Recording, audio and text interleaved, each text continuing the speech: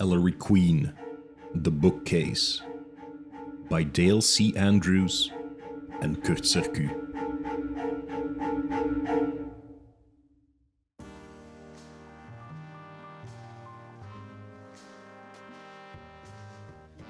A chilly March wind whistled through the open window of the apartment, rustling the papers on the desk and puffing the white, corn silk hair on the old man's head. He raised a thin arm, sheathed in a coat of tweed, to his brow and absent-mindedly smoothed his hair back into place. The old man scanned a letter lying on the desktop in front of him before pulling a blank sheet from a stack of notepads. He scrawled a short sentence on the pad, reached for an envelope, addressed it, and then sealed the note inside. He dropped the envelope into a box on the corner of the desk, and then turned to the pretty young red-haired woman patiently reading a book in the leather chair across the room. "I think that will do it for today, Nikki.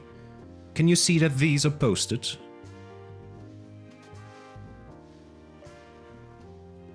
Part 1. Reunions.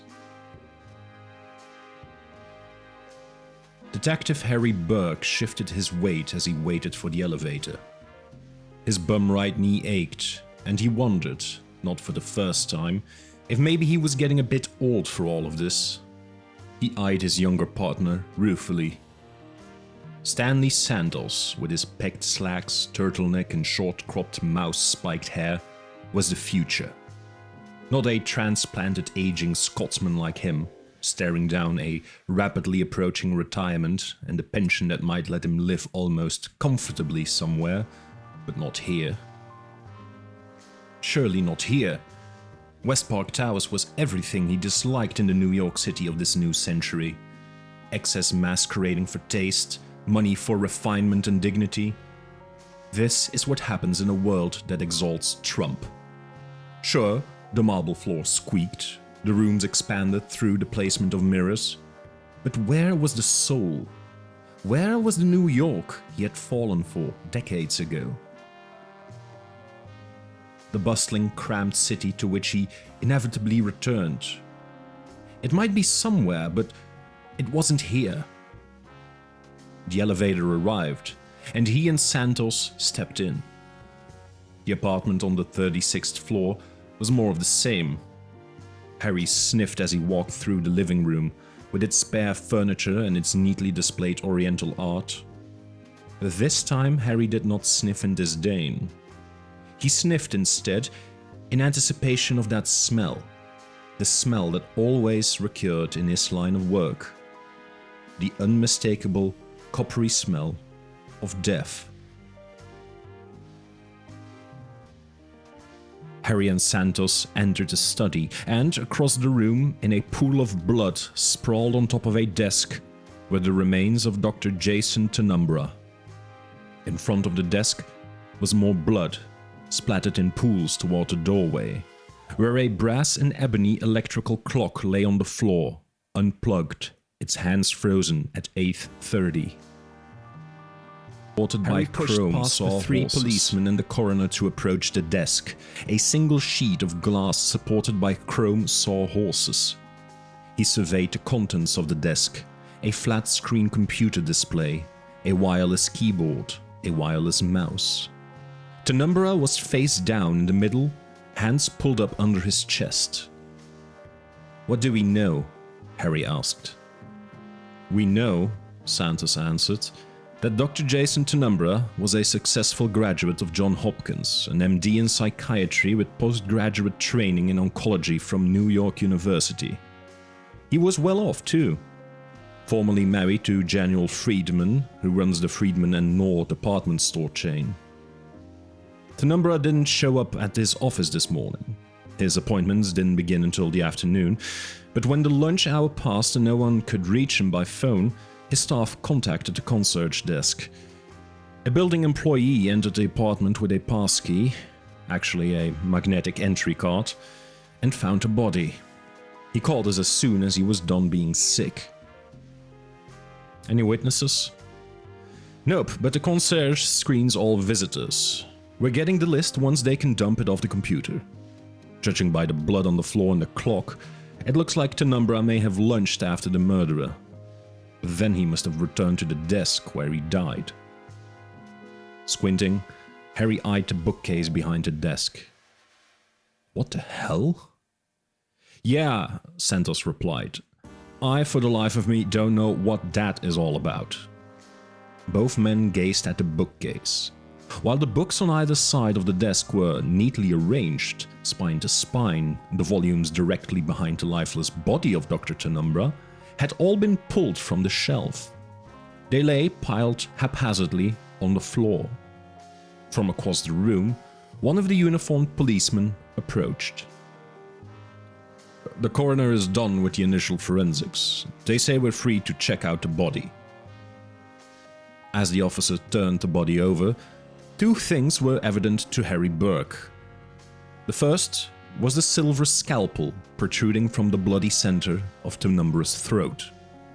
The second was the small sheet of paper, barely visible, clasped in the bloody death grip. Harry gingerly pried apart the fingers of the corpse and unfolded the paper. "Son of a bitch!" he exclaimed, wide-eyed. What is it?" asked Santos, but already Harry was on his knees examining the pile of books. "Son of a bitch!" he repeated. "God damn it, of all people!" Santos bent over the desk to examine the paper. At the top was a date, March 21, 2005. Below that, one sentence was scrawled. "I have received your inquiry, but I have no books that I wish to sell." Across the top of the note, finely embossed, was the name Ellery Queen. Only then did Stanley Santos look down at the books scattered on the floor. Each bore the same name, Ellery Queen.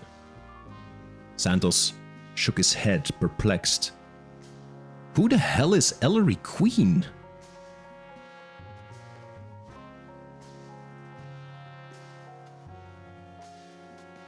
The sunlight was already dwindling when Harry and Stanley Santos heard the soft knocking. A uniformed officer opened the door, and into the door walked an ancient but remarkably erect man dressed in tweeds. He supported himself with a cane in his right hand, and a young woman, late 20s, Santos thought, he had an eye for that particular detail, lightly supported the old man on his left. Stanley glanced at his partner, who stared wide-eyed at the couple. Harry Burke watched the old man's approach in amazement. He was ancient. The gait was halting, and the old man seemed to move only through the sheerest willpower. Harry offered his hand. "Ellery," he said, "it's been a long time." "That, Harry," replied the old man, "it has." At the sound of the old man's voice, Harry Burke was lost in a second wave of astonishment. The voice was unchanged, unbowed by the years. "Dad told me years ago that you had returned to this side of the pond," the old man continued. "And I knew you joined the force here. I understood why you didn't renew our acquaintance." "Those times were tough on me," Harry agreed. "The way they ended." Santos momentarily wondered what was up with his partner, but then dismissed this idle curiosity. Who really cared? "Mr. Queen, maybe you two can catch up on old times later. We could have handled this over the phone, as I told your..." He paused, searching for a word. "Companion? Miss Porter is my assistant, Officer..." "Santos," Stanley replied. "Stan Santos, and it's detective. As I told Miss Porter when I called you, we're investigating a murder you may be involved in." Santos held up the blood-stained note, now protected in a plastic zipper-locked bag. "Do you recognize this?" Ellery stared at the note, left eye squinted almost shut. "I do indeed," he replied. "It's one of my notepads, and the writing is mine." Turning to Nikki, he asked, "When was it that we sent this out?" "1 week ago," Nikki answered. She turned to Santos. I helped Mr. Queen with his correspondence. A little over a week ago, we received an inquiry from a Dr. Jason Tenumbra, who, I believe," and she glanced around the room nervously, "you told me is the victim. Dr. Tenumbra said he was a collector of books, particularly detective first editions. He inquired whether Mr. Queen would be interested in selling copies of certain books that Mr. Queen wrote many years ago." "What, detective stories?" Santos asked. Ellery raised an eyebrow. "Actually, he was interested in some non-fiction writings of mine, analytic works concerning mystery literature." "Any idea why Tenumbra would have had a note in his hand when he died?" "None whatsoever," replied Ellery. "But I can almost certainly assure you that at whatever time he did in fact die, Miss Porter should be able to corroborate that I was either napping, working on Sudoku puzzles, or swallowing medicine. That's about all I do nowadays." "There is something else," Santos said, and he gestured toward a pile of books still scattered behind the desk in the study. Supported by Nikki, Ellery crossed the room to the pile of books. "First editions," he muttered. "Tell me, the volume under that one," he gestured to the left. "Is that the French powder mystery?" Nikki bent down to examine the book. "Yes," she said, "and it has a dust jacket."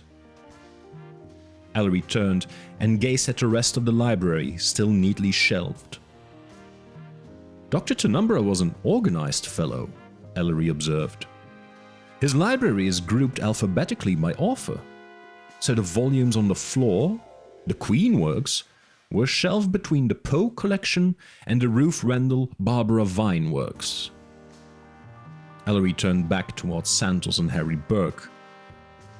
"I have no idea why these books are on the floor, but I can hazard a pretty educated guess as to where Dr. Tenumbra acquired them. There are virtually no remaining copies of the French powder mystery with an original dust jacket. I personally know of only two. I have one. This, quite possibly, is the other. Is there an inscription inside the front cover?" Santos gingerly picked up the red volume. Flipping it open, he read, "To Juna, with continuing admiration and thanks, Ellery Queen." Santos turned back toward the old man and his young companion. "Do you mind telling me who Juna is?" "Juna worked for my father and me decades ago, when he was little more than a boy. He was an orphan. We supported him and eventually sent him off to school. I used Juna, or someone much like Juna, as a character in my early novels. This was always a source of pride to him. He loved the books and the analytical process.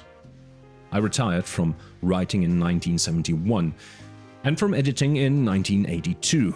But when I was still writing, I always sent Juna an inscribed first edition of every book in which Dad or I appeared as characters." "Maybe we need to talk to this fellow," Santos muttered. "That," replied Ellery, "would be difficult. Juna and his wife died in the late 1980s. I suspect these books must have been acquired from their estate." The old man's eyes drifted, perhaps sadly, toward the ceiling. "I don't know why, but Dad and I lost touch with Juna and his family a long time ago. After graduating from Columbia, Juna opened a West Side restaurant that eventually grew into a chain. He was a workaholic, as we were. He didn't marry until the mid-1950s, when he was already in his 40s. Juna and his wife were unable to have children, but they eventually adopted 2 newborns, I think, in the late 1960s. Quinn eventually became a doctor. Elise is a professor of English at Columbia." Harry Burke looked up sharply. "Wait a minute," he exclaimed, and stepped back into the living room. Returning, he handed a pad of paper to Santos. The top sheet bore the inscription, "Dr. Jason Tenumbra, Dr. Quinn Juna." Consulting Psychiatric Services. Santos's eyes met Burke's. Yeah, apparently they were partners. Another thing, Harry continued. I was just on the phone with Tenumbra's office. Dr. Juna wasn't due in the office until this afternoon, and now he hasn't shown up either. The office can't raise anyone on his phone. His apartment is 2 blocks from here, and I was just about to send a couple of uniforms over. Let's do this ourselves. I'm starting to have a bad feeling, Santos muttered. That, said Ellery, would make at least 2 of us. If you could slow the pace a little, perhaps Miss Porter and I might be permitted to tag along.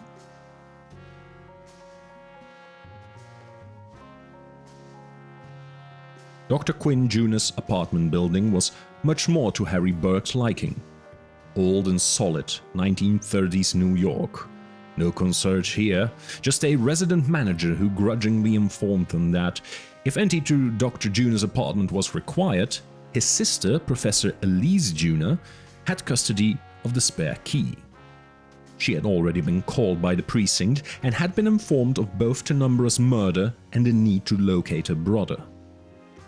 Harry Burke therefore was not surprised when an attractive, dark-haired woman in her late 30s, dressed bookishly in slacks, an Oxford shirt and a twill jacket, anxiously approached them in the lobby.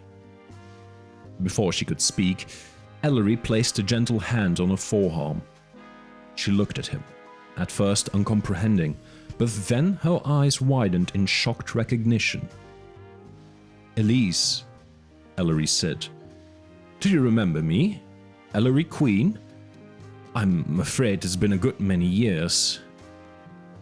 "Mr. Queen? Ellery, what are you doing here?" "I suspect," replied Ellery, "that I'm either helping out the authorities or getting in their way." He cocked his head to one side, narrowed his eyes appraisingly, and smiled. "Your father would have been proud. You have grown into a splendid young woman." "Not as young as all that." She paused and smiled. I'm glad you're here. I'm a bit frantic.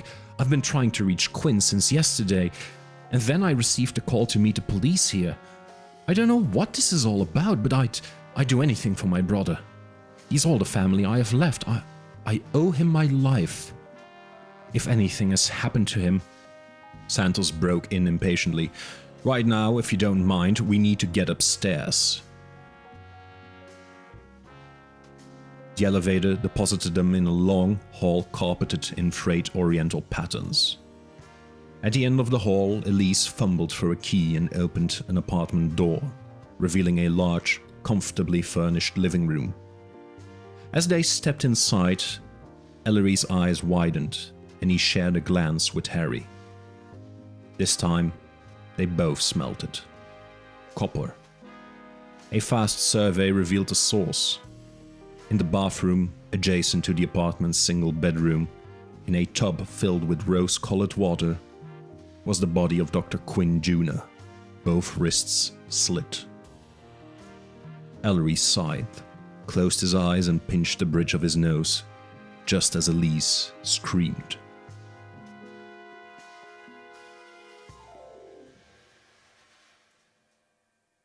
Part 2. Out of Retirement. Days later, Harry Burke found himself in front of the still familiar brownstone on West 87th Street. The disconnect was surreal. For a period of a few hectic weeks, many years before, he had practically lived here. Harry sighed, squared his shoulders, and climbed the stairs to the front door. Inside the apartment, the feeling of disconnect remained. The room was virtually unchanged. Over the fireplace, the Thyro portrait of Ellery and the inspector still stared with eyes that reached every corner of the room. And there, next to the portrait, was Ellery. Harry could still find the face of his friend in this old man, but his aspect now also reminded him of the inspector. "Harry, it's good to see you again." Ellery smiled from across the room, beckoning Burke to a chair as Nicky retreated to the kitchen for coffee. I take it you and your partner have made some progress? Actually, Santos and I don't see eye to eye on much of anything, and this case is no exception. I'm here officially, but also on my own. Ellery raised an inquiring eyebrow, and Burke continued. As far as Santos is concerned, this case is finished. It's a simple murder-suicide, and he may be right. It turns out that Dr. Juno had a motive to kill Dr. Tenumbra, and a reason to take his own life as well.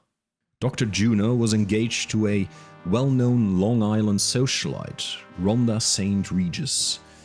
That engagement ended rather badly several weeks ago, and it was Dr. Juno's partner, Dr. Tenumbra, who was, shall we say, the third side of the triangle. Tenumbra's collector proclivities extended beyond detective novels. Over the years, he was quite a ladies' man.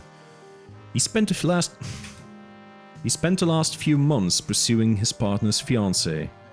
St. Regis might have been just one in a string to him, but she was apparently a lot more to Dr. Juno.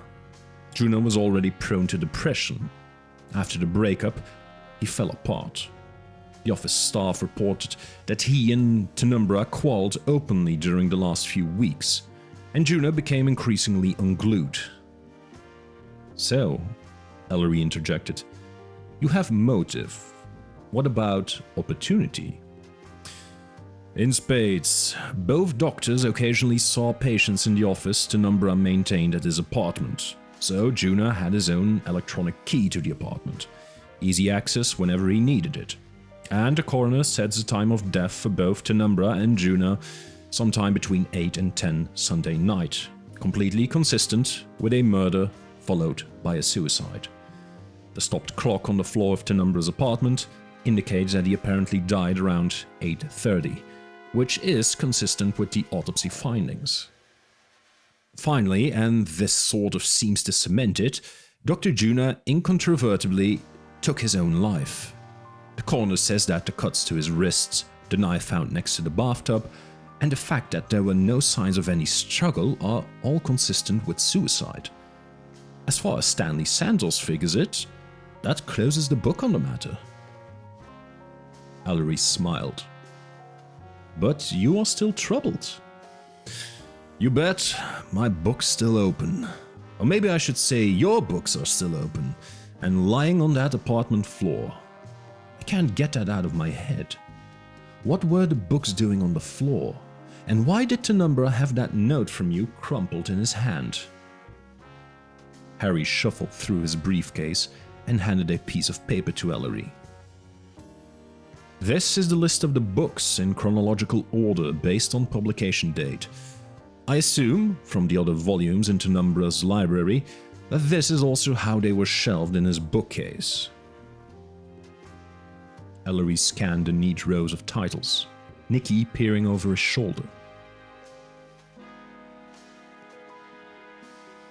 The Roman Hat Mystery, the French Powder Mystery, the Dutch Shoe Mystery, the Egyptian Cross Mystery, the Greek Coffin Mystery, the American Gun Mystery, the Siamese Twin Mystery, the Chinese Orange Mystery, the Adventures of Ellery Queen, the Spanish Cape Mystery, Halfway House, The Door Between, The New Adventures of Ellery Queen, The Four of Hearts, The Devil to Pay, The Dragon's Teeth, Calamity Town, There Was an Old Woman, The Murderer is a Fox, The Casebook of Ellery Queen, 10 Days Wonder, Cat of Many Tails, Double Double, The Origin of Evil, The King is Dead,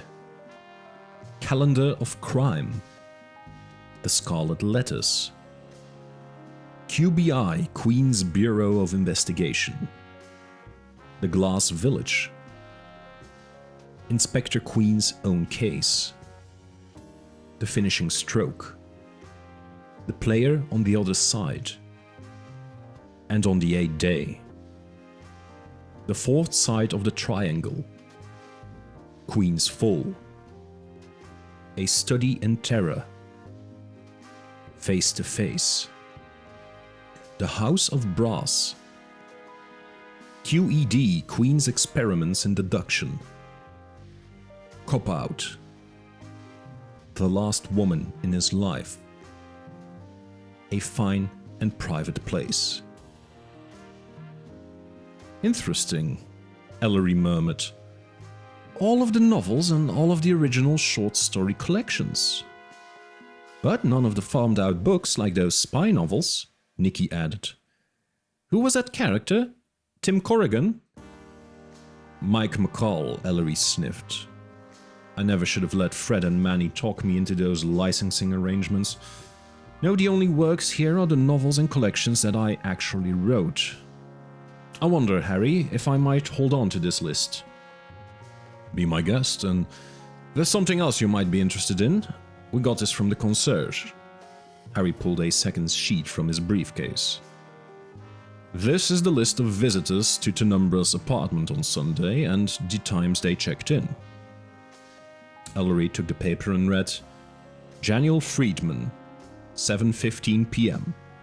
Tabitha Duval, 7:47 p.m. Rhonda St. Regis, 8:18 p.m. Nicky glanced back at Harry. Well, Miss Friedman and Miss St. Regis we know, but who is Tabitha Duval? This gets sort of sick, Harry responded, somewhat embarrassed. Tabitha Duval is an actress. She's in her mid-20s, but she's already pretty well known. She's been in a number of well-received shows on Broadway, but for our purposes she is, or more properly was, the last in the long string of women Tenumbra pursued. Ellery couldn't stifle a smile. The last woman in his life, eh? So, in the course of 1 hour, Tenumbra was visited by his former wife, the woman who jilted his partner for him, and another woman he was already after. Exactly. Tenumbra may have been brilliant, handsome, and rich, but he was also, it would appear, an undeniable cad. Tell me, Ellery asked, do we know when each of these ladies left the building? No, and there's the rub. Guests check in, but there's no records of when they leave. So any of these 3 women could have still been in the building at the time of the murder, Ellery mused. Well, Harry, you've gotten my attention. If you don't mind the company of an aged companion, I think maybe we should pay a visit to each of these ladies. But first, perhaps we should set the stage just a bit. Nicky, can you see if Elise Juna is free for lunch today?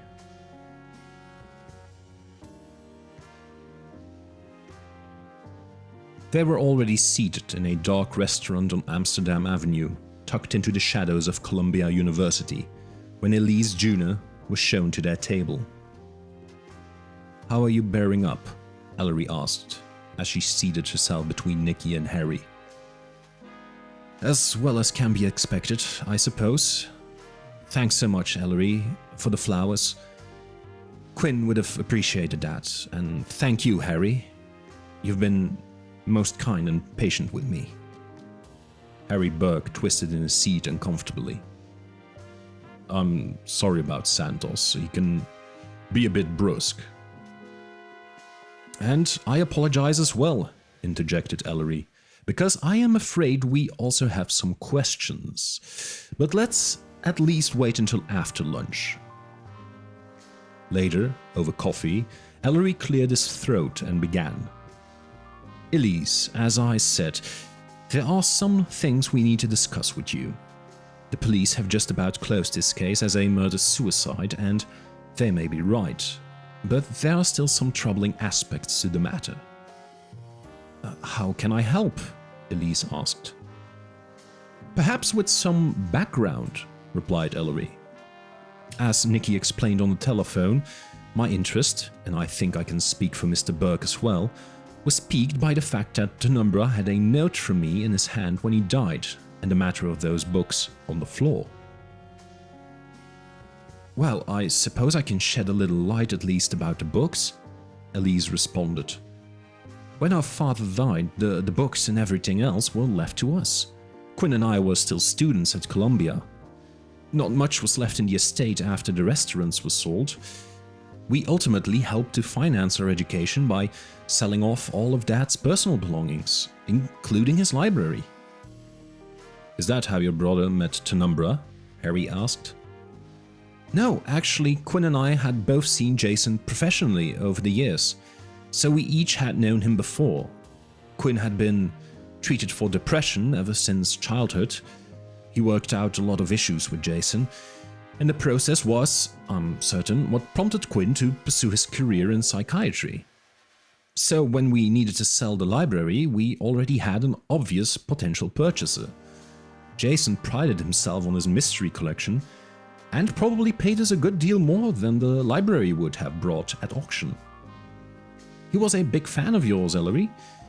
He used to say he wanted to have a first edition of every book that had your name on the spine. So, both you and your brother were close to Dr. Penumbra, Ellery observed. Well, yes and no. Jason was brilliant, but not a very nice man. I've barely seen him over the years. Quinn admired Jason, and they practiced together, but Jason was a master at manipulation, and vain and lecherous to boot. No woman was safe from his advances unless she rejected him authoritatively and early on. That's what I did. After that, he lost interest in me, and I've never had any interest in him. But over the years, I watched what he did to Quinn. Quinn was always sort of timid, a bit unsure of himself. That's why I thought it was so great when he and Rhonda became engaged. Rhonda is a bit of an airhead, but she seemed fun and gregarious, and she really brought Quinn out of his shell. It was disgusting when Jason began pursuing her. It might have been just another conquest for him, but it broke Quinn to lose Rhonda. Elise sighed. I'm an English professor. I don't know anything at all about psychiatry, but I really thought that Quinn was stronger. I had no idea of the effect that a breakup must have had on him, until he tried to call me the night he died. Ellery's eyes narrowed. Did you in fact speak with him at that time? No, I wasn't at home when he called. He left a voice message though, around 7:30 Sunday night. He sounded distraught and said he needed to speak with me. I kept trying to call him back, but all I got then was his answering machine.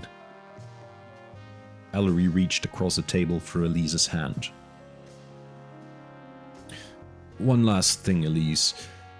Did you know that, at the time of his death, Dr. Penumbra was involved not only with Rhonda St. Regis, but was also apparently pursuing someone else? He fumbled for a scrap of paper in his coat pocket. A Miss Tabitha Duval, a Broadway actress? No, I didn't. Then again, it hardly surprises me. Jason Penumbra never changed. He was always chasing skirts. Elise squared her shoulders, composing herself. After a few seconds, she smiled and looked back across the table. If that's all, Ellery, I'll thank you for lunch and be off. She pushed her chair back and, at the same time, a bit awkwardly, Harry Burke stood as well. Ellery and Nicky eyed the detective as Burke blushed. Miss Juna, he stammered, has agreed to show me a new collection in the rare book section of the Columbia University Library this afternoon. Ellery smiled and waved dismissively. We'll catch up with you later, Harry. As the two left, Nicky raised a quizzical eyebrow. Ellery smiled back and said, Getting back to business, Miss Porter, where does all this leave us? Well, Nicky responded, it leaves us with a police theory. Your books on the floor, your note, and 3 women, each of whom was in Penumbra's apartment just before he was killed. Precisely, replied Ellery. We know how to proceed, don't we? Nikki hesitated for a moment, and then looked squarely into Ellery's eyes, her concern evident. "Do you think you're up to this?" Ellery sighed, and his voice sounded older when he replied. "I really don't know. Let's just take it one day at a time, shall we?"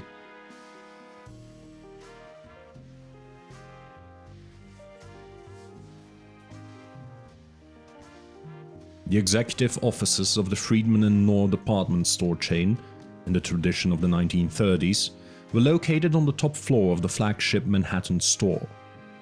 Ellery, Nikki, and Harry Burke waited in a sparsely furnished anteroom until a door across the room eventually swung open, and a young woman in tailored linen announced that Miss Friedman would see them now.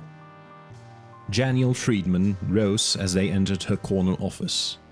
Tall and slender, dressed in a pinstripe business suit, she looked every bit the executive. In her mid-50s, hair long and wound back in a French twist, she personified her reputation as the Queen of 42nd Street. Gracefully, but with businesslike precision, Friedman gestured for Ellery, Nikki, and Harry to be seated. "Gentlemen, madam, what can I do for you?" she asked. It was Harry who began. "As you are aware, Miss Friedman, the police are investigating the murder of your ex-husband, Dr. Jason Tannenbaugh." "Actually," Friedman interrupted, "I am not aware of any such fact. I have already spoken with Detective Santos by telephone, and I understand from him that the police investigation is concluded. Furthermore," and her eyes rested on Ellery and Nikki, "I was not aware that even ongoing police examinations are conducted by task forces that include private citizens." Harry bristled. "The fact that Detective Santos may have called you on telephone has no bearing on this visit, which is, I can assure you, part of the police investigation. My name is Harry Burke. I am a detective with the New York City Police Department. I am a senior to Detective Santos. This investigation is most decidedly still open, and I will either speak with you now or later before a grand jury. That choice is yours. As for my companions, this is Mr. Ellery Queen and his assistant, Miss Nikki Porter. Mr. Queen has a long-standing relationship with the NIPD, but in any event, their presence here today is my decision, not yours." Harry took a deep breath and forced a smile. "Now, may we continue?" Friedman allowed herself a slight sniff. "Certainly, but please be direct. I have a very busy schedule." "According to the building's concierge," Harry continued, "you signed in to visit Dr. Tannenbaugh at exactly 7:15. We would be very interested in hearing what brought you to the West Park Towers that evening." "I had an appointment with Jason. He was supposed to sign some legal documents." Ellery raised an eyebrow. "From your use of the word 'supposed,' are we to surmise that Dr. Tannenbaugh did not in fact sign those papers?" With a slight slump of his shoulders, Friedman nodded. "He did not." She turned to face Ellery. "It seems quite irrelevant to what you are investigating, but I suppose it won't hurt to explain matters. Friedman and Knorr is an old-line establishment. When I say old-line, I don't mean old-fashioned or conservative. What I mean is that in an era of conglomerate control of merchandising, we buck the trend. Other department stores' personalities exist only insofar as they serve the whims of the conglomerate owners. That has never been the case with Friedman and Knorr, which always has been privately owned. However, during the past few months we are, or I suppose I should say have been, in the midst of a hostile takeover bid from federated department stores." "Pardon my ignorance," Ellery interjected, "but how could that be if the store's ownership is privately held?" Janiel Friedman sighed. "Our stores were founded by my grandfather, the Varian Friedman, and his partner, Jacob Knorr. My grandfather owned 60% of the stock, Nor owned 40%. Those percentages have persisted to this day. The Nor stock is voted by a trust established for Jacob Nor's grandchildren. I am the sole heir of my grandfather's stock, and I vote his shares. Or at least I did. You did? Ellery asked. This is a bit complicated, Friedman continued. As part of my divorce settlement with Jason, he received half of the earnings from the stock, although I continue to have voting control, with one exception. I sense, said Ellery, that we are about to hear about that one exception. Yes, I am afraid you are. My divorce decree with Jason provides that, in the event of a proposed sale of the Friedman stock, Jason could vote half the shares. This was to protect his damned interest rights against a sham sale. To make a long story short, the Nor trustees are enamored of Federated Department Store's buyout offer. Normally, I wouldn't care what the Nor family wanted to do, since their 40% holdings are a minority interest. But not, Ellery murmured, when there is a possibility of Jason Penumbra voting 50% of your shares in favor of a different outcome. You have articulated the nub of my problem, Mr. Queen. I needed Jason's agreement to vote against the takeover. Typical of Jason, he agreed, but only in exchange for $100,000.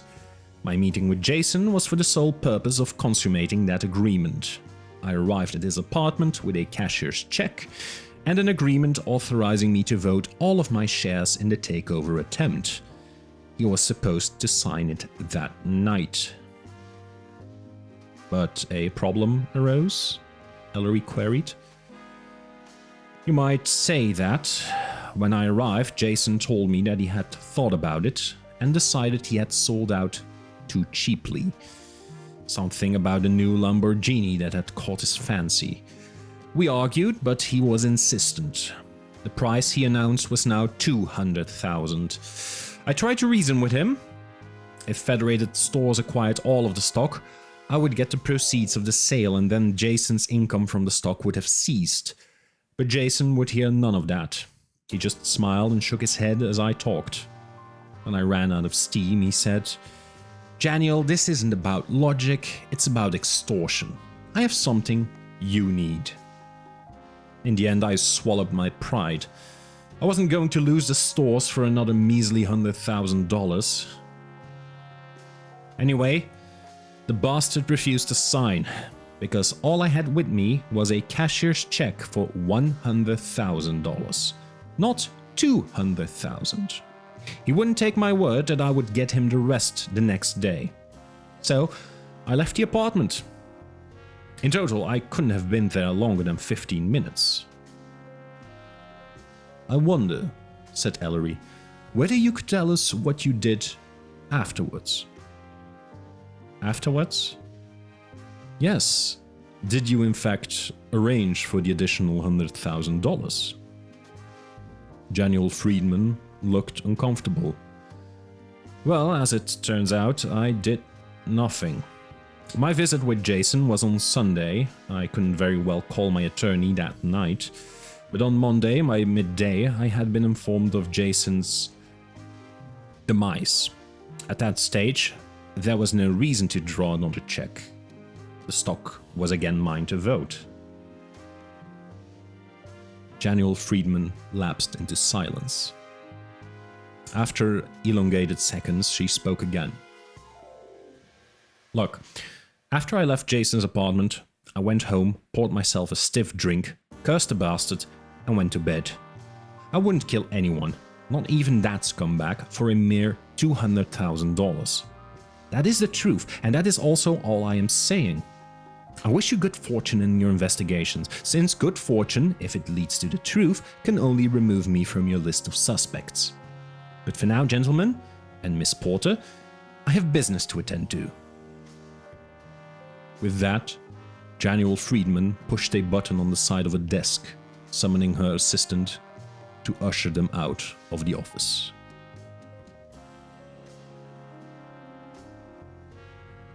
The marquee over the majestic theater, several blocks from Times Square, announced the imminent opening of American Heroes, a bold and rollicking musical salute to the comic book superheroes of the 1940s. Harry, Ellery, and Nicky walked through double doors and into the vestibule of the theater. A guard, lounging on a straight-backed chair, tipped back against the wall, rose, intent on blocking their entrance. But once Harry explained that they had an appointment with Tabitha Duval, he waved them into the theater. The dressing rooms were in a musty warren of halls, scenery and stage equipment tucked behind the stage. Harry Burke tapped gently on a door that bore the name Duval, and it swung slowly open. Across the small room, a slender blonde in black tights and a cape sat in a director's chair, hunched over a script. She looked up. "Mr. Burke?" "Yes, Miss Duval, and this is Mr. Ellery Queen and Miss Nicky Porter." Tabitha Duval flashed a quick smile. "We're a little short on chairs," she said, eyeing Ellery with some concern. "We're fine," Ellery assured her, resting on Nicky's arm. "We don't want to take any more of your time than necessary." Harry began. "I know you're in rehearsals, but as I explained on the phone, we want to discuss certain matters relating to the death of Dr. Jason Tenumbra." "I'll be glad to tell you anything I can, but I actually don't know much. I mean, I was sorry about what happened to Jason, but I didn't know him all that well." "The concert records at his building indicate," continued Harry, "that you visited Dr. Tenumbra's apartment at around 7:45 on the night of his death." "Oh, I was there all right. I sort of thought it was on business, but it kind of didn't end up that way. This musical we're working on, it's not fully capitalized. I mean, do you know what it takes to open a musical on Broadway? I've got a share in this one, as well as a role in it. I met Jason through the producer. Jason said he was interested in investing in the show. He was pretty well known among the cast and crew. Apparently, he hung around the stage lights a lot. Anyway, he started showing up during rehearsals. He was a really charming guy, ultra suave. Serious older hunk, if you know what I mean. He was talking about investing $500,000, but then he kept putting it off. And that money is really important to us. We're still 2 weeks from opening and we're basically busted. So I pushed Jason quite a bit and finally asked me to stop by his apartment on Sunday. He promised he'd have a cashier's check for $100,000 as a first installment." "Didn't a Sunday night business appointment seem a little strange?" Nicky asked incredulously. Tabitha's smile receded. "Look, I don't know what you're implying, but yeah, I guess I thought maybe it wasn't just business, sort of business plus maybe. Look, I'm single, unattached, and this is New York. Jason could have been a great catch. I mean, the West Park Towers is to die for." "Perhaps," observed Ellery. "I didn't mean it that way. Anyway, I showed up to his apartment around 7:45.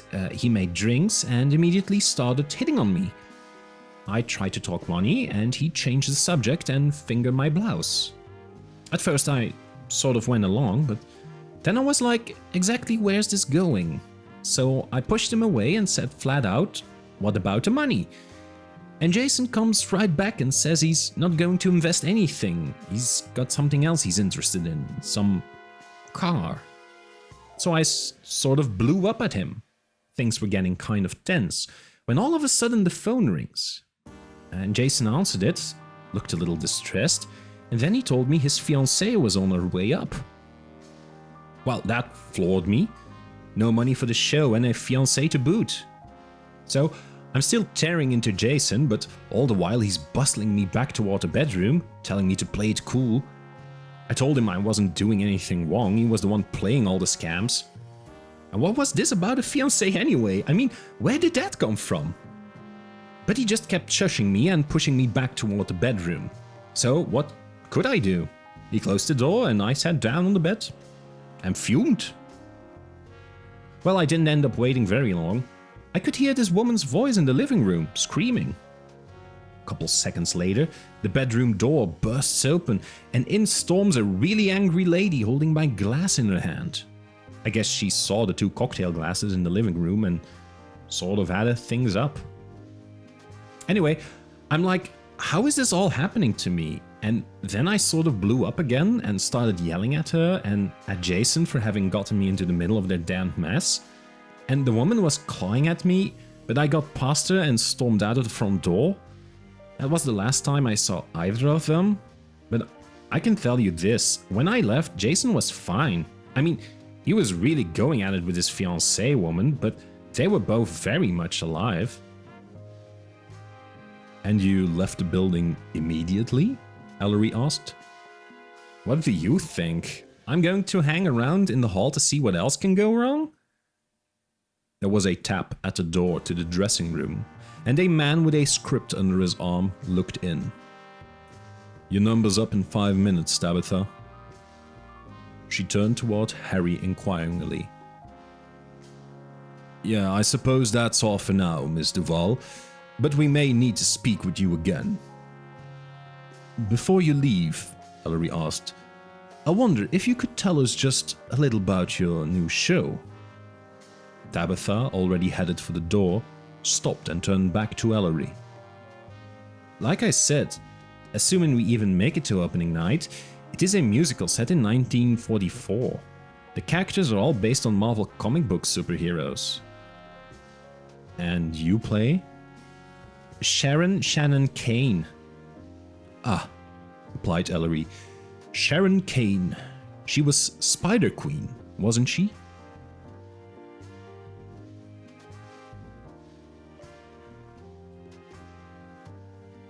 Rhonda St. Regis's apartment building, a lingering bastion of an earlier age, sat squarely in front of Central Park, defying encroachment with a dowager stubbornness that had calcified over 75 years of preeminence.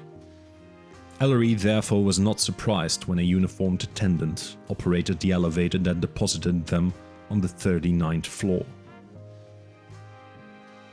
St. Regis's apartment was a study in elegance. Expansive views of Central Park, overstuffed wool and leather chairs and couches, Chippendale end tables and deep Persian carpets all conveyed the impression of a living space at home with itself. And equally at home was Rhonda St. Regis, who greeted them in the vestibule and glided to what Ellery suspected was her accustomed throne, a wing-backed chair in a corner of the living room. As a maid in a black and white uniform straight out of a New Yorker cartoon placed a tray containing a teapot and 4 teacups and saucers on a walnut and brass coffee table, St. Regis smiled across the expanse of her domain. As I told you on the telephone, I don't know what, if anything, I can add to your investigation. I already explained to Mr. Santos that when I last saw Jason, he was alive and kicking. Kicking quite literally. But it is, as they say, your nickel, Mr. Burke. Well, it is really rather simple, Burke replied. We know that you were one of the 3 people who, according to the building records, visited Dr. Tenumbra on the night of his death. We need to know everything about your visit. Rhonda St. Regis eyed Burke. Well, she began, I arrived at Jason's apartment unannounced, just after 8. I decided on a whim to surprise him. Jason and I had been seeing each other for some time, although it had been a clandestine relationship until the week before his death. But by the night of my visit, we were no longer a secret. I reveled in the fact that I was free to just drop in on him without going through all the shenanigans that had been the hallmark of our prior arrangements. The prior secretive nature of your meetings was, I take it, occasioned by your engagement to Dr. Quinn Jr., Ellery asked. The question hardly flustered St. Regis, who continued. Quinn was a dear man, a dear but intense man. Looking back, everything just happened too fast between us.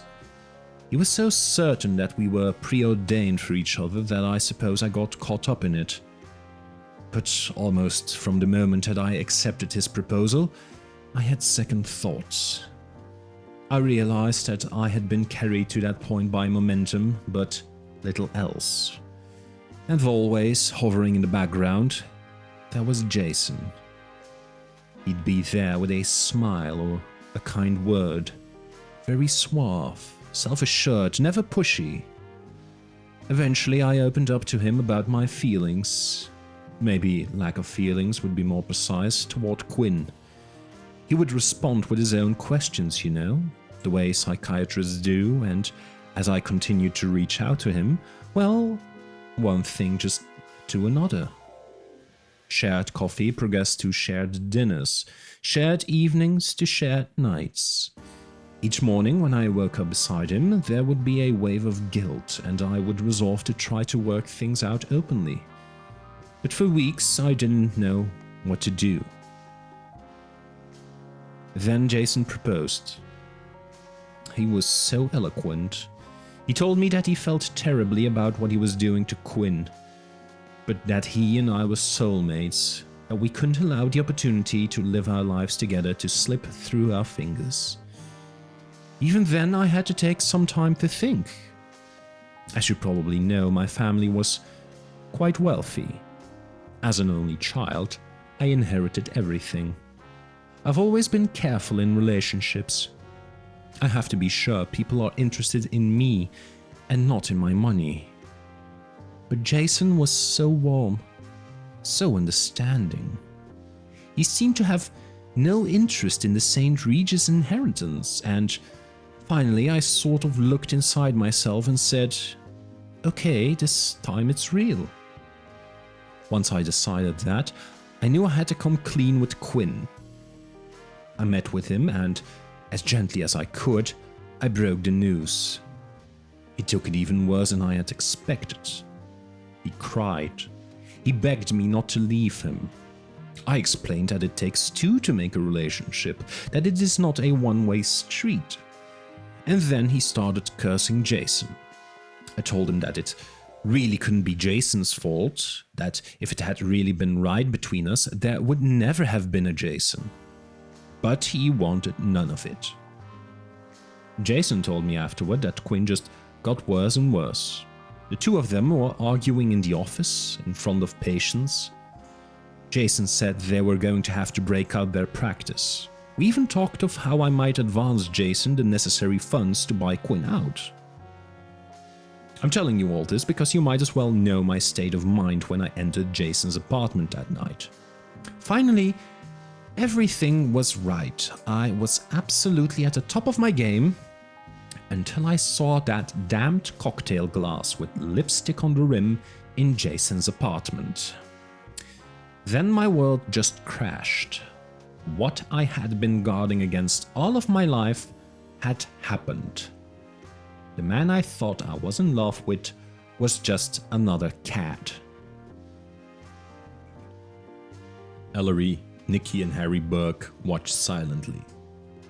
As Rhonda St. Regis went on, her voice rose an octave and doubled in cadence. A red flush crept up her neck. "No one," she continued, "can get away with that with me. I stormed into his bedroom, and there this young blonde wisp of a thing sitting on the edge of the bed like she belonged there. And then, can you believe this? She starts yelling at me. I tried to grab her, but she bolted for the door. I was calling Jason all the ugly names I could think of, and through all of it, he's whining. I can explain. Finally, I just yelled, 'You bastard, explain this!' And then I kneed him in the groin and stomped out of the apartment." That's it. That's the full story. When I last saw Jason Tenumbra, he was lying on a study floor, surrounded by his damn artwork and damn books, grabbing his damn crotch and howling. He might not have been feeling that great, but he sure as hell wasn't dead.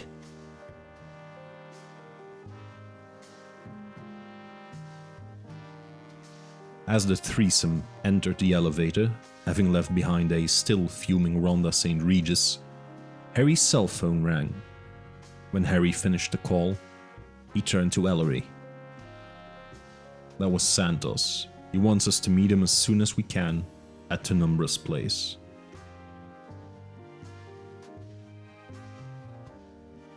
Jason Tenumbra's apartment was in the midst of being cleaned and straightened when Nikki, Ellery and Harry were escorted into the study by Stanley Santos, who bore a smile that Ellery took for smug.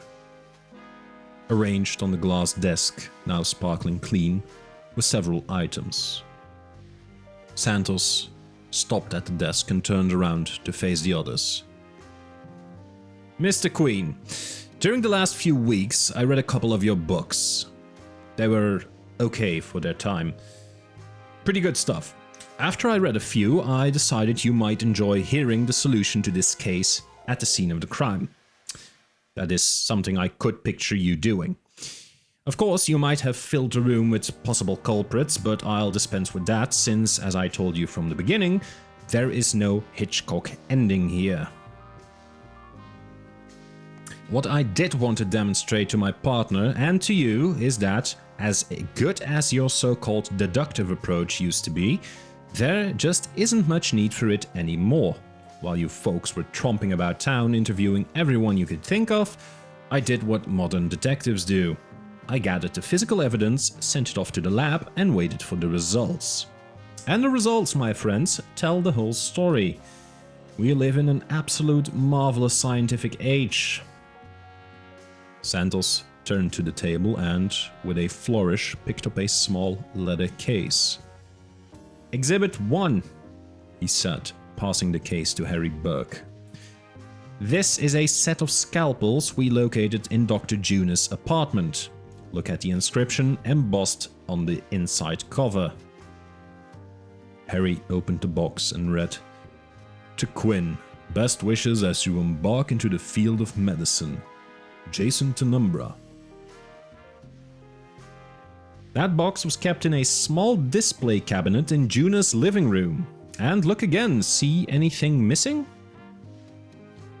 The box contained 4 scalpels of varying sizes. A spot that could have held a 5th was empty. Exhibit 2, Santos continued, picking up a scalpel from the glass desktop.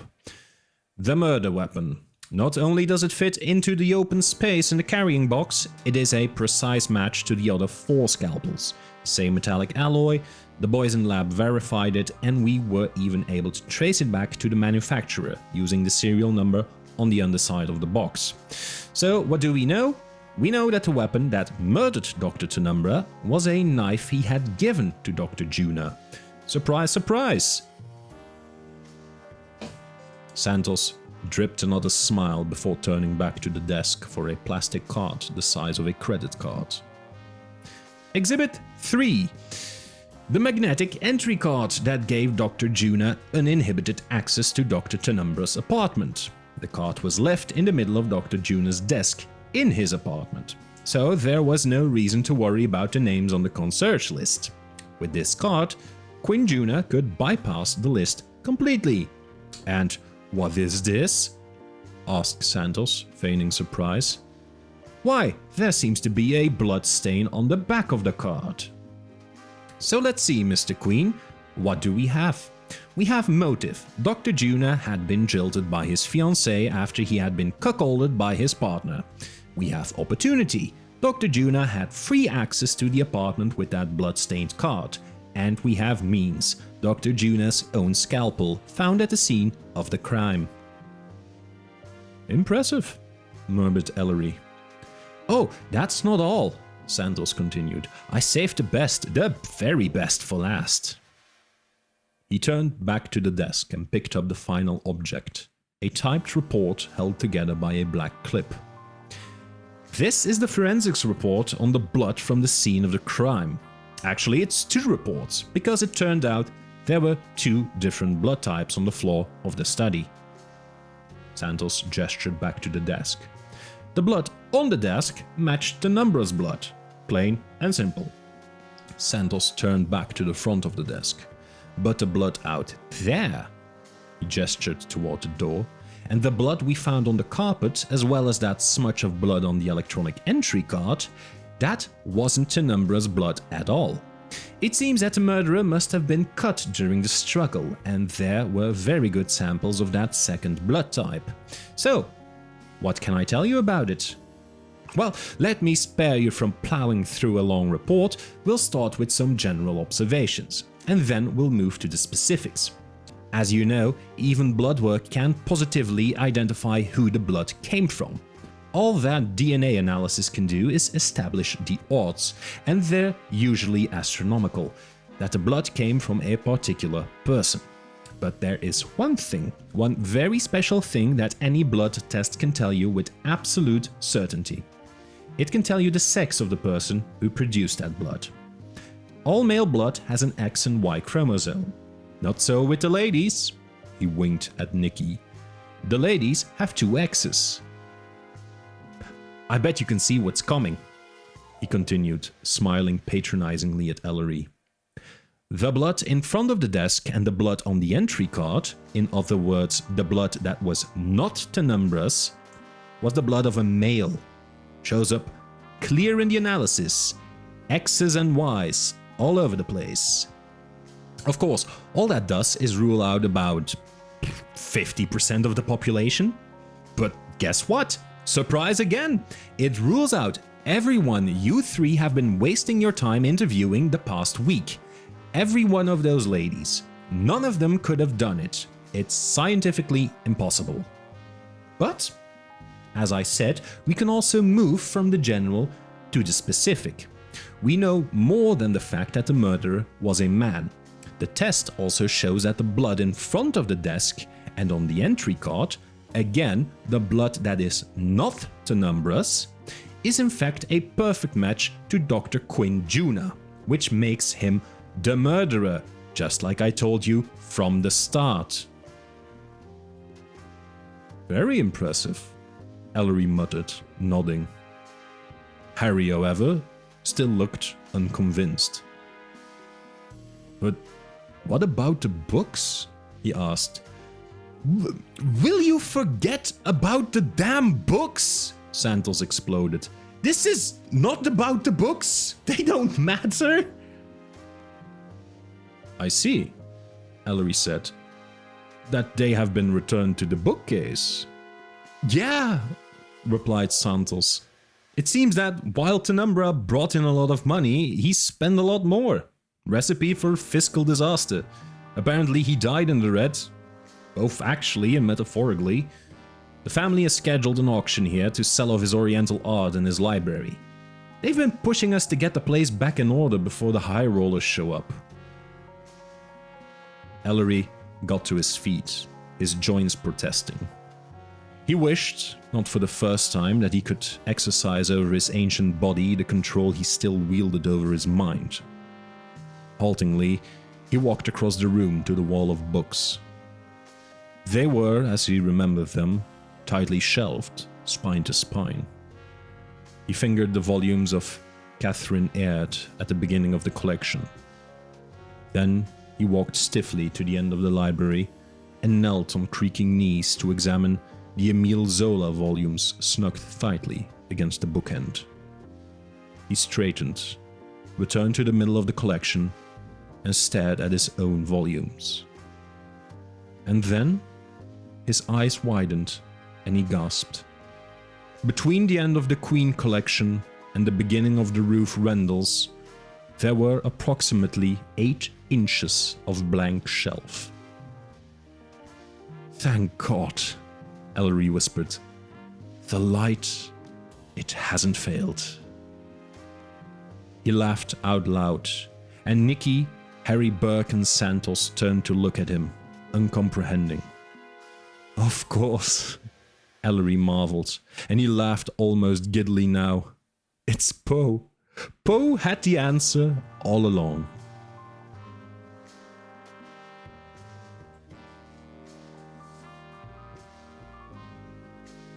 Part 3. An after-dinner chat. The dinner dishes in the Queen apartment had been cleared, and Ellery, Nikki, Harry Burke and Elise Juna sat over steaming cups of coffee. With some exasperation, Harry interrupted what had been light, if strained, after-dinner conversation. "Look, Ellery, that was a great dinner, but I ended up suffering through it. You've been playing coy ever since yesterday. You promised to let us in on that epiphany you had at the apartment, and I for one am on the edge of my seat." "I admit," Ellery responded, "that I have been taking my own sweet time on this. As I grow older, I find that I have slowed down a bit, but that is not entirely due to the aging process. It's also because experience has taught me that with knowledge comes responsibility, and with responsibility comes the need to step back and ponder a little sometimes." Where to begin? I used to start, as Detective Santos noted, by gathering the suspects.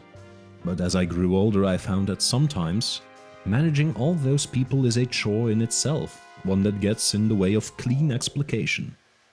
Sometimes it is better just to talk the matter through with friends. The physical evidence summarized yesterday by Mr. Santos is impressive, and ultimately we must return to it. But what has always, I believe, troubled my old friend Harry was the pile of books on the floor. Certainly that's what coaxed me into the fray. It seems safe to conclude that my books were swept to the floor either by Dr. Tenumbra, who, due to the absence of blood on the volumes, would have to done this before he was stabbed, or by the murderer. And the meaning of the pile of books would vary depending on who put them there. Presumptively, if Tenumbra left the books on the floor, he did so to identify his murderer.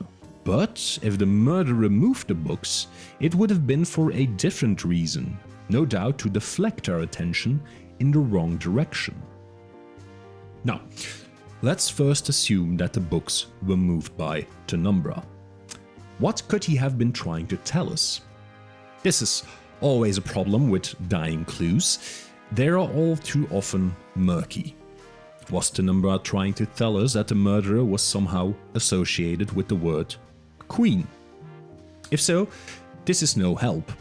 Every single person who had access, or may have had access, to Tenumbra's apartment that night has some obscure connection to that word. Januel Friedman is proud to be known as the merchandising Queen of 42nd Street.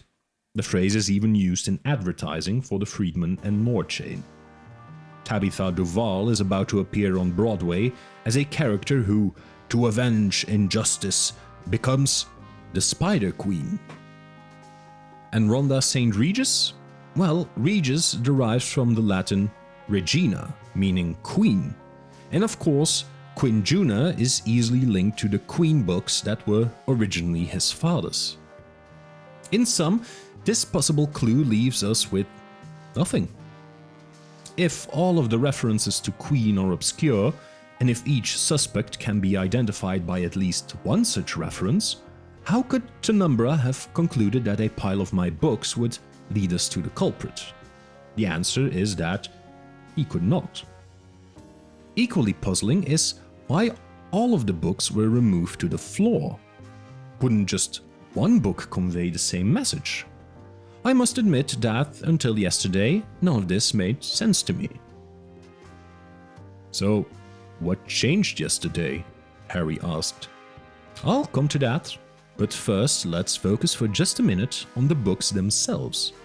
I think we can learn a great deal about Tenumbra from those volumes, and from other things we know." "I'm puzzled now," Nikki interjected. "We already know that the Queen books were the volumes you sent to Elise and Quinn's father over the years. If that library was acquired in total by Tenumbra, how can it tell us anything about him?" "Oh, it's true that Tenumbra acquired Juna's library," Ellery replied. but remembered that Juna only had an interest in the Queen books in which Dad or I appeared, and those are the only books I sent him. They were all on the floor, but there were 2 other volumes there as well, The Glass Village and Cop Out. While I wrote those books, they were never in Juna's library. Why? Because Dad and I were characters in neither of them. So Penumbra must have acquired them elsewhere.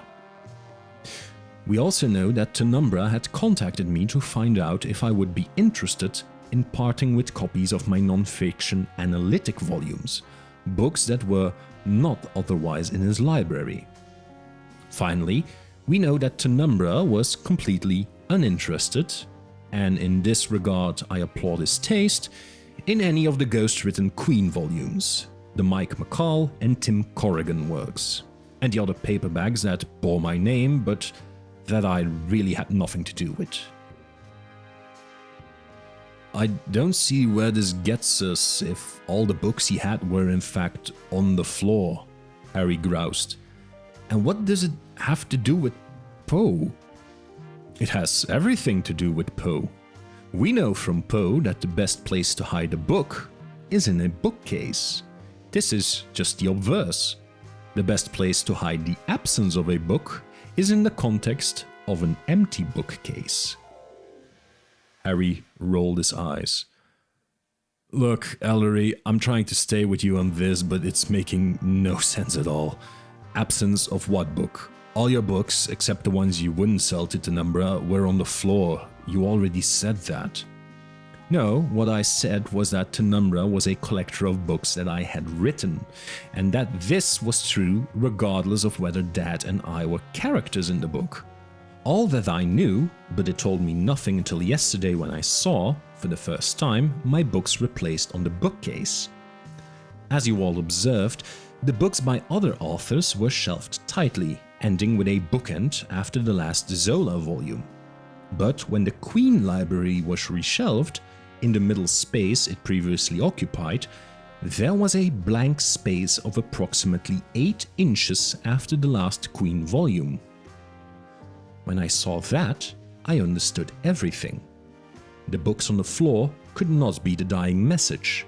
They were red herrings, misdirecting us not towards someone, but away from something. The real dying clue, what the murderer couldn't allow us to find, was no longer there. This may become a little clearer if we move from Poe past Queen and examine the next set of books in Penumbra's collection. What next set of books? Harry asked in exasperation. The books that, alphabetically, immediately follow the Queen collection. The first editions of Ruth Rendell's works. Tell me, Harry, did you notice anything telling about those volumes? No, and I am so confused now that I'm just going to shut up and let you work this through to the end. And we are almost there, Ellery replied. The Ruth Rendell books are informative because all of her works are there. By this, I mean all of the books she authored, both under the name Ruth Rendell and under her nom de plume, Barbara Vine, and the Vine books are shelved together with the rest of Rendell's works. When I saw that, it was immediately clear what must have happened, particularly in light of what Mr. Sandals had just told us. Not only did I know which of my own volumes were missing, I also knew which of those particular volumes Penumbra must have grasped and pulled from the shelf while grabbing my note to him in his other hand. Penumbra left a clue to the identity of his murderer and at the same time did his best to ensure that I would be called upon to interpret his dying message. Ellery gazed across the room at his guests. There were only 4 of my works of fiction that were not on the floor of Penumbra's apartment. The books I wrote under the pseudonym of Barnaby Ross. Ellery was quiet for a moment. His eyes now looked as old as his years, and sadder. I think you expected this, Elise? Silently, Elise Juna nodded and pulled 2 volumes from her purse, The Tragedy of X and The Tragedy of Y. Each was stained with blood, and on the cover of the first volume, roughly sketched in the blood of the dying Jason Tenumbra, was an O with a cross at the bottom. I knew you'd figure it out, Ellery, she said, so I brought the books with me. I have no interest in prolonging this. Wait a minute, said Harry, knowledge and anger welling up in equal parts. I don't like where this is heading. But in any event, you're wrong. Remember the DNA analysis? Elise can't have had anything to do with this. Of course, I remember the DNA analysis, Ellery replied. But unfortunately, DNA has everything to do with this. Blood is, in fact, the key. Ellery locked eyes with Elise. What was it? Leukemia? Hodgkin's? In a small and resigned voice, Elise answered. Leukemia.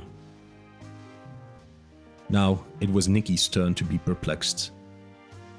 Ellery, I'm lost. What's this all about? Like everything else in this case, it's about blood. Blood and books. We knew from the very first day that both Elise and Quinn had previously been patients of Dr. Tenumbra. Elise told us that. And we also knew, again from Elise's own words, when she was explaining the nature of Quinn's recurring bouts with depression, that she herself was utterly unfamiliar with psychiatry. Something no one who had personally struggled through psychiatric analysis would have said. Therefore, her consultations with Dr. Tenumbra must have had nothing to do with psychiatry. But we also know that Tenumbra, at some point, had another speciality: oncology. When Elise told us that Quinn saved her life, she meant it literally. Quinn saved her with his blood. Juna and his wife adopted Elise and Quinn, but Quinn was, in fact, your fraternal twin, wasn't he, Elise? She nodded. How could you have known that? Nicky asked. And why would it matter? It was the only logical answer. The best and most reliable cure for leukemia, or for Hodgkin's disease, involves a bone marrow transplant, and the best match for a donor transplant is, predictably, a sibling. In order to effect a remission, the recipient's blood and bone marrow is literally eliminated through radiation treatment. Bone marrow from the host, in this case Quinn, is injected. The transferred marrow then begins producing blood. Blood that eventually replaces the recipient's blood. And the new blood cells are identical in all respects to those of the donor. Elise, in fact, owes her life to the fact that she has the blood and the identical blood DNA of her brother Quinn. While Santos was correct that the blood of a female would only have X chromosomes, Elise's veins pulse with Quinn's blood, blood that carries, like that of all males, both an X and a Y chromosome. And that is what Dr. Tenumbra, her treating physician, knew and tried to tell us. He no doubt saw that Elise was bleeding during the attack, and he knew that she, not her brother, was his killer. In his dying moments, he grabbed those 2 volumes and drew on the cover of one the universal medical symbol for woman. He was literally telling us that, while the second blood type we would find in the apartment was that of a man with both X and Y chromosomes, the murderer was in fact a woman with X and Y chromosomes. Like all dying messages that are not facially self-evident, this one had some obscurity to it. But Tenumbra ensured that that obscurity would be unraveled by also grasping my note in his dying grip. He knew that dying messages have always been somewhat of a specialty of mine. By dying with my note clutched in his grip, he ensured, as best he could, that I would become involved in deciphering this one. But then why did Quinn take his own life? Nikki asked. Quinn took his life out of depression and over the sorrow he experienced in the breakup of his engagement, Ellery answered. But what we did not realize earlier was that Quinn's suicide must have preceded Dr. Tenumbra's murder. How can you say that when the coroner could only establish that the two men were killed during the same 2-hour period? Harry Berg asked, and Ellery noted that he was now holding Elise's quivering hand. Harry, we know it because of the blood. We assumed from the beginning that the clock on the floor of Tenumbra's study, the one frozen at 8:30, likely resulted from Tenumbra tripping on the clock's electrical cord. But now, as Mr. Santos has so conclusively demonstrated, that is not possible. No one in Tenumbra's condition could have reached the clock without leaving a blood trail. Yet we know that the only blood found on that side of the desk was that of the murderer. So it was the murderer who unplugged the clock. And we also know, Ellery continued, that this was a deliberate, not an accidental act. Ellery glanced around the room and again was met only by stares.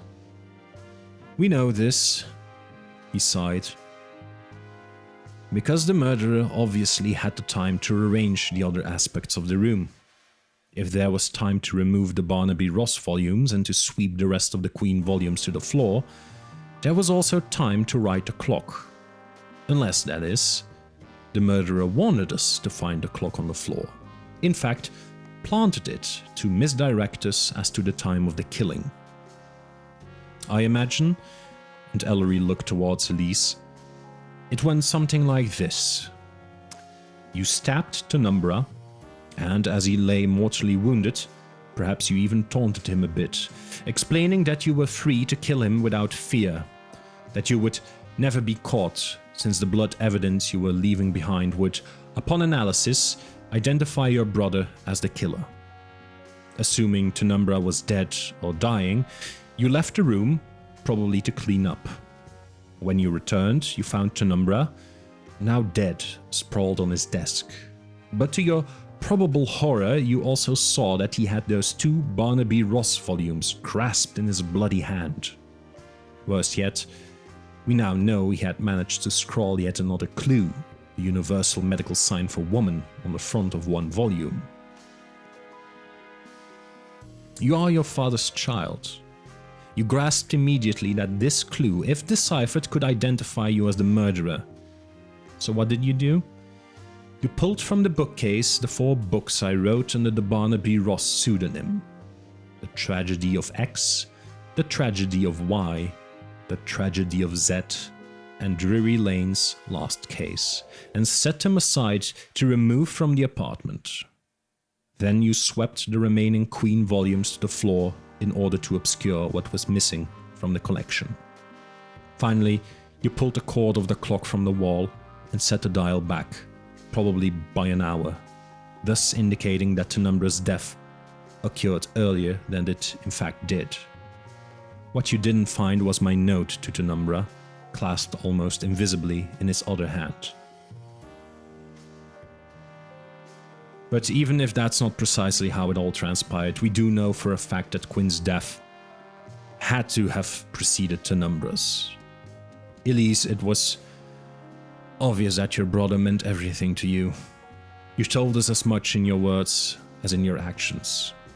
You would have never framed him with his own blood, the blood he donated to you to save your life, had he not already been dead.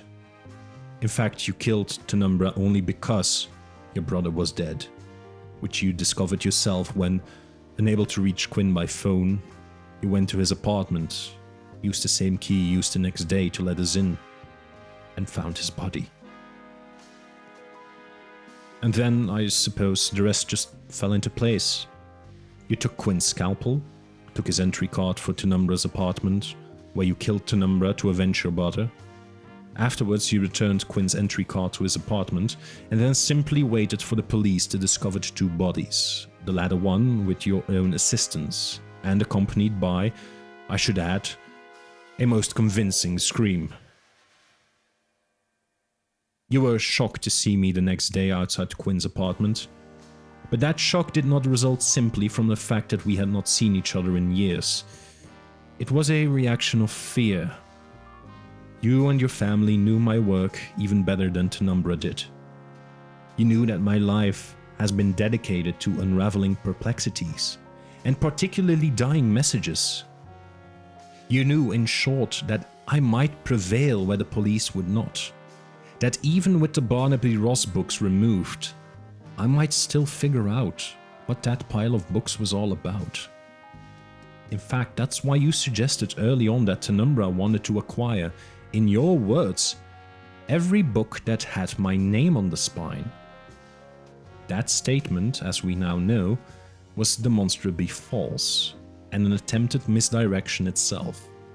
If Penumbra wanted to acquire copies of all books bearing the Queen name, it's true that the Barnaby Ross books would not have been included.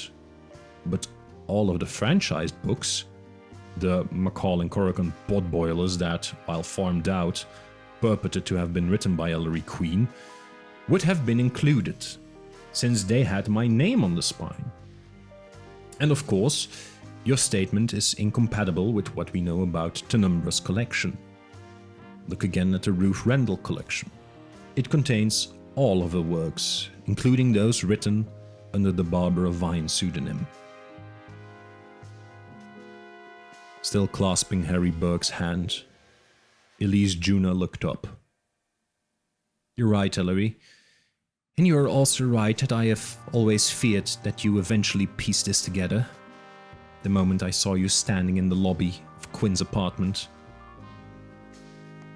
Elise turned to Harry, tears beginning to form in her eyes. Harry, I'm so sorry to put you through this. I really do care deeply for you, and I had hoped against hope, that I could pull it off. It didn't matter so much before. When I did this for Quinn, there was only me. I could have faced the future. Not easily, but satisfied that what I did was completely justified. I hope you understand that it's completely different now that I've found you. I'm just so sorry. She brushed a tear from her cheek. I knew it would come to this. That's why I brought along the Barnaby Ross books. I was willing to play the game of logic with you, Ellery, but I'm not about to continue fighting after checkmate. Ellery continued to stare across the room. There is one thing I'm still curious about. I know that you had Quinn's entry card, but how did you manage to approach Penumbra in his own apartment? That was easy, Elise replied. I called Jason after I discovered Quinn's body and told him I was finally willing to part with some books from my own collection. From her purse, Elise pulled 3 more volumes. The detective short story, Queen's Quorum, a history of the detective crime story, and In the Queen's Parlor. When Jason knew I was willing to sell these books, he greeted me with open arms. Ellery shook his head in amazement. Of course, the same books Jason Penumbra tried to acquire from me. Elise squared her shoulders and looked directly into Ellery's eyes. I guess it's time for you to call the police. Ellery took a deep breath. As I told Harry yesterday, he finally said, I needed to think this matter through for a while. In my earlier years, it seemed to me that once I'd solved a crime, it was not for me to judge whether punishment was deserved. Issues of justice, I always thought, were for the criminal justice system, not the detective. But I am older now. Perhaps wiser, but most certainly older. He rose shakily. Thank you for coming tonight, Elise. I'm so sorry for what you've been through. Ellery reached across the table for her other hand. I always greatly admired your father. Then he turned to Burke. As for you, Harry, you're a member of the NYPD, and you can do as you wish, but personally, I remain retired. I'm not calling anyone. It's funny you should phrase it that way, Ellery, Harry replied. I gave notice of my own retirement this morning. Ellery eased back into his chair, stretching ancient joints. You know, Nicky, he said, I think we should cap off this evening with some single malt, and perhaps... He glanced across the room at the humidor. Perhaps I'll even have a nice evening pipe. I think, responded Nicky, we can do the single malt, but after that, you're going to bed. Ellery Queen's ancient grey eyes narrowed in mock anger. You know, Miss Porter, you are the latest in what is now a long line of hard-nosed and obstinate women. This all started with your grandmother. First she invented her own name, then she refused to give it up, and then she passed it along to two more generations of self-assured, stubborn redheads. Who do you think you are to deny Ellery Queen a well-deserved evening pipe? I know precisely who I am, Nicky responded. And as I said, after that drink, it will be time for bed, grandfather.